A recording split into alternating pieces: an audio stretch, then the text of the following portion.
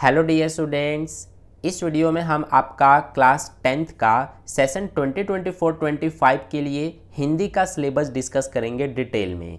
तो चलो शुरू करते हैं। सबसे पहले यहाँ पर देखो, ये हमें यूनिट्स के नेम और यहाँ पर मार्क्स दिए गए हैं कि कौन से यूनिट से कितने मार्क्स के क्वेश्चंस आपके एग्जाम में पूछे जाएंगे।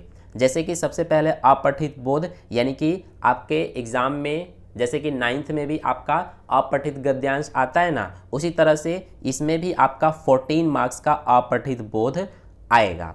ठीक है। इसके अलावा व्याकरण से रिलेटेड, यानी कि जो आपका ग्रामर होता है, तो ग्रामर से रिलेटेड 16 मार्क्स के क्वेश्चंस पूछे जाएंगे। इसके अलावा जो आपके पास बुक्स है, बुक से 30 मार्क्स के क्वेश्चंस पूछे जाएंगे। इसके अलावा रचनात्मक लेखन से 20 मार्क्स के क्वेश्चंस पूछे जाएंगे। ठीक है, तो इसे आपने समझ लिया। अब चलते हैं सिलेबस की ओर। तो देखो, मैं आपको सिलेबस के साथ साथ आपका जो क्वेश्चन पेपर होगा उसका पैटर्न भी साथ में ही समझाता चला जाऊंगा। ठीक है, तो सबसे पहले यहाँ पर देखो, आपका जो क्वेश्चन पेपर होगा हिंदी का, उसमें सबसे पहले आपका खंड क होगा जो कि अपठित बोध का होगा। तो मैंने आपको पहले ही समझा दिया कि अपठित जो बोध है यानी कि खंड क, इससे 14 मार्क्स के क्वेश्चंस पूछे जाएंगे। अब किस तरह से पूछे जाएंगे इसे देखो। सबसे पहले आपका जो फर्स्ट क्वेश्चन होगा वो आपका एक अपठित गद्यांश दिया जाएगा, जिसका वर्ड लिमिट जो होगा वो 250 वर्ड्स के अप्रोक्स होगा। ठीक है, तो इस अपठित गद्यांश को सबसे पहले आपको पढ़ना होगा और इसके बेस पे यहाँ पर देखो 1 into 3 यानी कि जो MCQ होते हैं 3 MCQ दिए जाएंगे। इसके अलावा 2 आपको अति लघु उत्तरात्मक या फिर लघु उत्तरात्मक प्रश्न दिए जाएंगे। ठीक है, यानी कि शॉर्ट या फिर very short answer type question दिए जाएंगे इसी अपठित गद्यांश से। ठीक है, तो इस तरह से टोटल 7 मार्क्स का आपका फर्स्ट क्वेश्चन हो जाएगा, यानी कि फर्स्ट अपठित गद्यांश। इसके अलावा दूसरा जो आपका क्वेश्चन होगा वो अपठित काव्यांश का होगा। ठीक है, इसमें आपको इसका वर्ड लिमिट होगा 120 वर्ड्स का, और इसमें भी आपको सबसे पहले तो 3 MCQ टाइप के क्वेश्चंस दिए जाएंगे। इसके अलावा 2 क्वेश्चन आपके शॉर्ट या फिर very short answer type question होंगे। तो इस तरह से ये भी आपका 7 मार्क्स का हो जाएगा। तो 7 and 7 14 मार्क्स का आपका जो खंड क है वो रहेगा। ठीक है, तो ये आपका हो गया। इसके बाद नेक्स्ट आपका है वो आपका व्याकरण से रिलेटेड होगा, यानी कि खंड ख आपका नेक्स्ट हो जाएगा। तो खंड ख जो कि मैंने आपको बता दिया था कि 16 मार्क्स का आपका होगा और इसमें ग्रामर से रिलेटेड क्वेश्चंस पूछे जाएंगे। अब ग्रामर के कौन कौन से टॉपिक से क्वेश्चंस पूछे जाएंगे तो उसे देखो। सबसे पहले आपका रचना के आधार पर वाक्य भेद पर आधारित क्वेश्चंस होंगे। इसमें टोटल 5 क्वेश्चंस दिए जाएंगे, जिनमें से 4 के आंसर आपको करने होंगे, यानी कि 4 मार्क्स का हो जाएगा। इसके अलावा वाच्य पर आधारित क्वेश्चंस होंगे, इसमें भी 5 में से 4 आपको करने होंगे। इसके अलावा पद परिचय पर आधारित क्वेश्चंस होंगे, इसमें भी 5 में से 4 करने होंगे। और अलंकार पर आधारित क्वेश्चंस दिए जाएंगे, ये भी आपको 5 में से 4 करने होंगे। अलंकार आपको कौन कौन से करने हैं देखो। सबसे पहले अर्थालंकार में उपमा, रूपक, उत्प्रेक्षा, अतिशयोक्ति और मानवीकरण, ये सारे अलंकार आपको करने हैं। ठीक है, तो ये हो गया हमारा खंड ख। तो डियर स्टूडेंट्स, सिलेबस को आगे डिस्कस करने से पहले मैं आपको ये एक बुक सजेस्ट कर रहा हूँ जो कि ओसवाल पब्लिकेशन की है, क्योंकि मेरे पास कई सारे स्टूडेंट्स का ये कमेंट आता है कि भैया कोई ऐसी बुक बता दो जो कि हमारे बोर्ड एग्जाम के लिए काफ़ी ज़्यादा हेल्पफुल हो। तो देखो, अगर आप CBSE के पिछले 10 सालों के लास्ट 10 ईयर्स के जितने भी एग्जाम्स हैं, उन सभी एग्जाम्स के क्वेश्चन पेपर्स को देखते हो, अगर आप उन पेपर्स को एनालाइज करते हो, तो इससे आपको काफ़ी ज़्यादा बेनिफिट मिलेगा। आपको ये पता चलेगा कि CBSE किस तरह के क्वेश्चंस पूछती है, किस तरह का जो क्वेश्चन पेपर होता है उसका पैटर्न क्या होता है, ये सारी चीज़ें आपको जानने को मिलेगा अगर आप लास्ट 10 ईयर्स के पेपर्स को देखते हो। तो लास्ट 10 ईयर्स में CBSE ने जितने भी एग्जाम्स लिए हैं, चाहे वो दिल्ली के हो या फिर आउटसाइड दिल्ली के हो, वे सारे पेपर्स इस बुक में आपको कंबाइन करके दिया गया है और विद सॉल्यूशन आपको दिया गया है। और इसमें आपको 4 सब्जेक्ट्स के पेपर्स दिए गए हैं, English, maths, science and social science. ठीक है, तो इस बुक को परचेज करके आप ये अच्छे से आइडिया लगा सकते हो लास्ट 10 इयर्स के पेपर्स को देख करके कि किस तरह के क्वेश्चंस पूछे जा रहे हैं और आपके आने वाले बोर्ड एग्जाम में किस तरह के क्वेश्चंस पूछे जाएंगे। क्वेश्चन पेपर का जो पैटर्न होता है वो क्या रहता है और क्वेश्चंस के लेवल क्या रहते हैं, उसके अकॉर्डिंग ही आप अपने तैयारी को करना।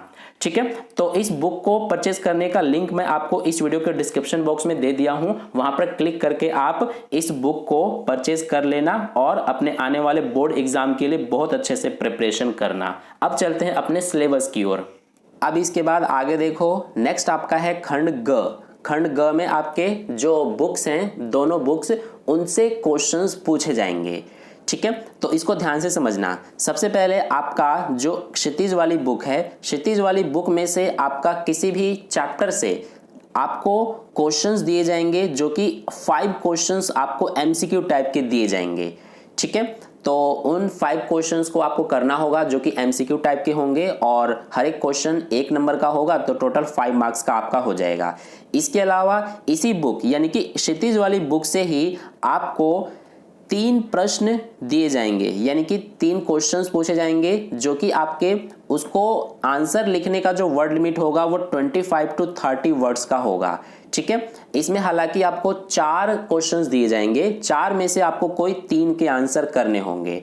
ठीक है, और हर एक क्वेश्चन आपका 2 मार्क्स का होगा, तो 2 into 3 यानी कि 6 मार्क्स का आपका ये हो जाएगा। आई होप आपको ये पॉइंट समझ में आ गया अच्छे से। मैंने क्या कहा, क्षितिज वाली जो बुक है उस बुक से आपको टोटल 4 क्वेश्चंस पूछे जाएंगे, 4 में से किन्हीं 3 के आंसर आपको करने होंगे और हर एक क्वेश्चन आपका 2 मार्क्स का होगा। ठीक है, तो 2 into 3 इस तरह से आपका 6 मार्क्स का ये क्वेश्चन हो जाएगा। इसके बाद नेक्स्ट आपका काव्य खंड आ जाता है। काव्य खंड भी आपका क्षितिज वाली बुक का ही है, तो काव्य खंड में से भी आपका क्वेश्चंस पूछा जाएगा। ठीक है, काव्य खंड में से जो आपका क्वेश्चन होगा वो एमसीक्यू टाइप के क्वेश्चंस पूछे जाएंगे और हर एक क्वेश्चन 1 मार्क का होगा, तो इस तरह से 1 into 5 यानी कि 5 मार्क्स के क्वेश्चंस ये पूछे जाएंगे काव्य खंड से रिलेटेड। ठीक है, और इसके अलावा काव्य खंड में से ही आपको देखो यहाँ पर 3, हालांकि वैसे तो 4 पूछे जाएंगे, 4 में से किन्हीं 3 के आंसर आपको करने पड़ेंगे और इसका जो वर्ड लिमिट है वो 25 to 30 वर्ड्स का है। ठीक है, काव्य खंड की मैं बात कर रहा हूं, तो ये आपका हो गया।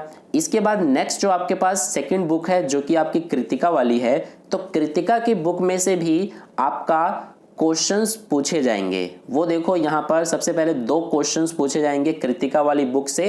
कौन कौन से चैप्टर से पूछे जाएंगे वो भी मैं आपको आगे बताने वाला हूँ। ठीक है, तो कृतिका की बुक से किसी भी चैप्टर से जो सिलेबस में होगा, तो उनमें से कोई भी चैप्टर से आपके यहाँ पर देखो 3 क्वेश्चंस दिए जाएंगे, किन्हीं 3 में से आपको 2 के आंसर करने होंगे। ठीक है, और ये आपका इसका जो वर्ड लिमिट है वो 50 to 60 वर्ड्स का है, यानी कि इतने वर्ड लिमिट में आपको आंसर करना होगा। टोटल 3 क्वेश्चंस दिए जाएंगे जिनमें से 2 के आंसर आपको करने होंगे, तो इस तरह से ये आपका क्वेश्चन आएगा। ठीक है, तो इसमें आपका हर एक क्वेश्चन 4 मार्क्स का होगा, तो ये हो गया 4 into 2 यानी कि 8 मार्क्स। तो ये आपने समझ लिया खंड ग। इसके बाद नेक्स्ट है आपका खंड घ। तो खंड घ में देखो, इसमें आपको किसी भी विषय पर ऑलमोस्ट लगभग 120 शब्दों में अनुच्छेद लेखन लिखने के लिए आएगा और अनुच्छेद लेखन आपका इजी होता है, इसे आप खुद से ही लिख लेना। ठीक है, आप लिख सकते हो बड़ी आसानी से, और अनुच्छेद लेखन आपका 6 मार्क्स का आएगा।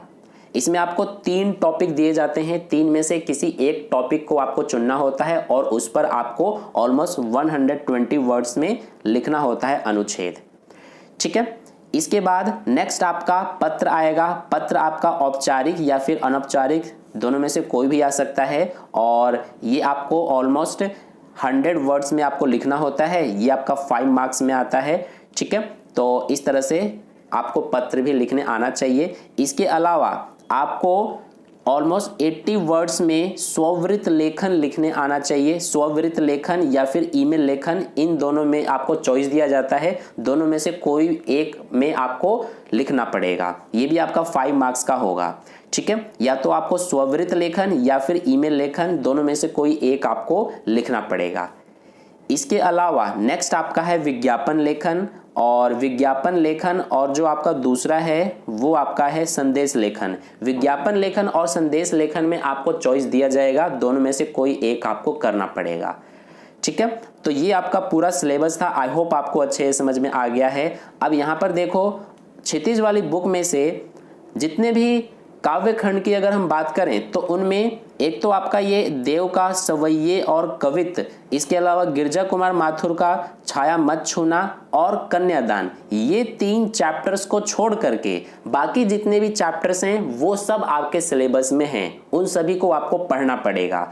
और काव्य खंड की अगर हम बात करें, काव्य खंड की तो हो गया, गद्य खंड की अगर हम बात करें तो गद्य खंड में से देखो महावीर प्रसाद द्विवेदी की स्त्री शिक्षा के विरोधी कुतर्कों का खंडन और जो मानवीय करुणा की दिव्य चमक वाली चैप्टर है, यानी कि ये जो दोनों चैप्टर्स हैं ये दोनों से क्वेश्चंस नहीं पूछे जाएंगे।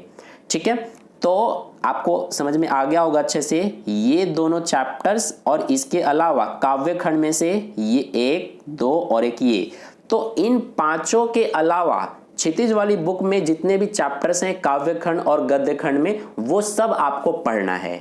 आई होप आपको अच्छे से समझ में आ गया। इसके अलावा जो सेकंड बुक है कृतिका वाली, इसमें देखो एक तो ये है एही ठैया झुलनी हैरानी हो रामा और जॉर्ज पंचम की नाक, इन दोनों को छोड़कर जितने भी चैप्टर्स हैं वो सब आपको पढ़ना है। ठीक है, तो आपको सिलेबस कट एंड क्लियर समझ में आ गया होगा। तो ये आपका पूरा सिलेबस था। वीडियो को एक लाइक कर देना, और ये जो पीडीएफ है ये मैं आपको टेलीग्राम ग्रुप पर सेंड कर दूंगा, वहां से आप डाउनलोड कर लेना और पूरा सिलेबस अच्छे से आप देख लेना। ठीक है, तो वीडियो को लाइक करके चैनल को आप जरूर सब्सक्राइब कर लेना ताकि नेक्स्ट वीडियो अपलोड करते ही सबसे पहले आप तक पहुंच सके। तो मिलते हैं फिर नेक्स्ट वीडियो में।